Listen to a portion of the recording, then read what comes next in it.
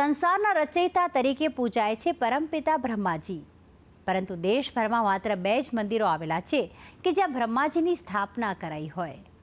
તો આવું દર્શન કરીએ સાબરકાંઠાના ખેડબ્રહ્મામાં આવેલા બ્રહ્મા મંદિરના, જ્યાં સાવિત્રી દેવી અને ગાયત્રી દેવી સાથે બિરાજિત છે સંસારના પરમપિતા.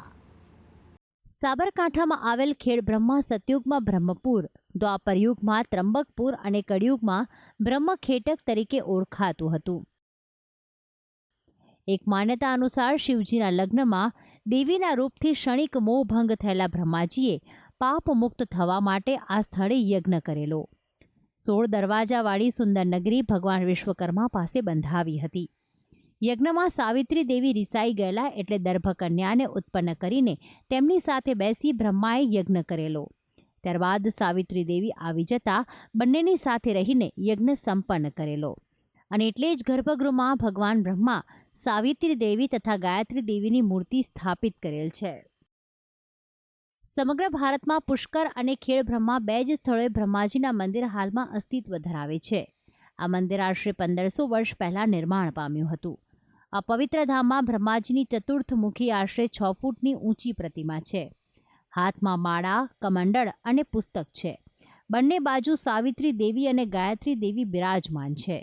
મંદિરની બહારની બાજુએ 3 દિશાઓમાં બ્રહ્માની મૂર્તિઓ જોવા મળે છે, જેના રૂપ મંદિરની મુખ્ય પ્રતિમાને અનુરૂપ મૂકેલી છે. 3 વાહનો અનુક્રમે નંદી, ઘોડો તથા હંસ બતાવેલ છે.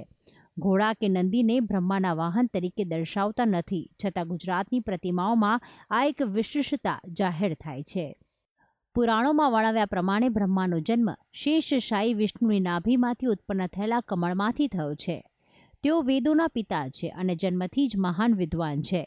તેમણે સૃષ્ટિનું સર્જન કર્યું અને જગતને વેદોનું જ્ઞાન આપ્યું. કમળ ખુલતા જ તેમણે પોતાની આજુબાજુ શું છે તે જોવા 4 દિશામાં માથું ફેરવ્યું. તેથી તેમની 4 દિશામાં 4 મુખ છે, જેથી બ્રહ્માને ચતુર્મુખ બ્રહ્મા પણ કહેવામાં આવે છે. ઘણી વખત એક હરોળમાં 4 મસ્તકવાળી છબીઓ પણ જોવા મળે છે. ઇતિહાસ એવું કહે છે કે આખા ભારત દેશમાં શ્રી બ્રહ્માજીના પુરાતન ફક્ત 2 જ મંદિર આવેલ છે. એક શ્રી પુષ્કરજીમાં તથા બીજું ખેડબ્રહ્મામાં છે, જેમાં બ્રહ્માજીની મૂર્તિ 6 ફૂટની છે. તેમજ તેની આજુબાજુ શ્રી ગાયત્રી માતા તથા શ્રી સાવિત્રી માતાની મૂર્તિઓ પણ પૂર્ણ કદની છે. સદીઓથી આ મંદિરનો વહીવટ તેમજ સેવા પૂજા અહીંના શ્રી ખેડાવાડ ભીંતર બ્રાહ્મણ સમાજ કરતો આવ્યો છે. મંદિરના આગળ વિશાળ પુરાતન વાવ આવેલી છે, જેને બ્રહ્માજી વાવ તરીકે લોકો ઓળખે છે. આ યજ્ઞ કાર્ય માટે જે બ્રાહ્મણો અહીં આવીને વસ્યા, તેમણે બ્રહ્માજીને વિનંતી કરી, આપ દેવલોકમાં પરત જશો, પરંતુ આપનું સ્વરૂપ અમને આપો. એટલે બ્રહ્માજીએ પોતાની 64 મુખી પ્રતિમા બ્રાહ્મણોને આપી, જે આ મંદિરમાં સ્થપાઈ છે. કાળક્રમે સતયુગ પછીના યુગમાં બ્રાહ્મણોની શક્તિ ક્ષીણ થતી ગઈ, એટલે બ્રાહ્મણોએ ભગવાનને અલ્પ સ્વરૂપ આપવા કહ્યું. એટલે બ્રહ્માજીએ 32 મુખવાળી પ્રતિમા આપી. આમ છેવટે 32માંથી 16 અને 16માંથી 8 થઈ અને 8માંથી 4 સ્વરૂપવાળી મૂર્તિ થઈ, જેની નિત્ય પૂજા થાય છે. તો આમ બ્રહ્માજીના આ મંદિરના સતના કારણે જ આ મંદિરમાં ભક્તોની ભારે ભીડ જોવા મળતી હોય છે. ભક્તિ સંદેશ, સંદેશ ન્યૂઝ, સાબરકાંઠા.